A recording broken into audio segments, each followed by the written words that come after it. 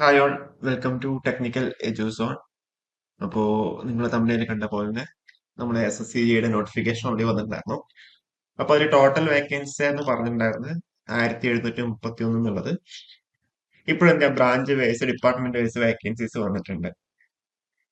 അപ്പൊ അതിൽ BRO for male candidates only junior engineer civil ആകുമ്പോൾ 403 വേക്കൻസീസ് അൺഡിസേർവ്ഡ് വേണ്ടി മാത്രം.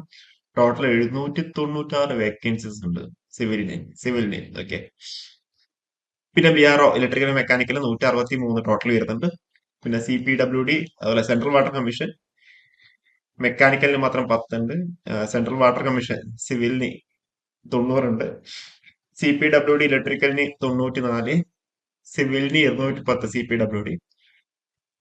Central water power research station സിവിലിന് 3, ഇലക്ട്രിക്കലിന് 2, മെക്കാനിക്കലിന് 2. Naval DGK naval minister of ഡിഫൻസിന് ഇലക്ട്രിക്കലിന് 2, മെക്കാനിക്കലിന് 5, സിവിലിന് അതേപോലെ ഫറാക്ക ബാരേജ് പ്രോജക്ട് സിവിലിന് 11. അതേപോലെ MES സിവിലിന് അവിടെ 202 വേക്കൻസീസ് ഉണ്ട്. Military engineer service electrical mechanical 136. Total 1731 vacancies ആണ് ഉള്ളത്. ഓക്കെ. ഇനിയിപ്പോ 2024 നോക്കുകയാണെങ്കിൽ അവിടെ 1701. അതിൽ വലിയ ചേഞ്ചസ് ഇല്ല, ഓൾമോസ്റ്റ് എല്ലാം സെയിം തന്നെയാണ്. പക്ഷെ 2023 അപേക്ഷിച്ച് നോക്കുമ്പോൾ എന്താ 2023 ആകെ 1374 ഉണ്ടായിരുന്നുള്ളൂ.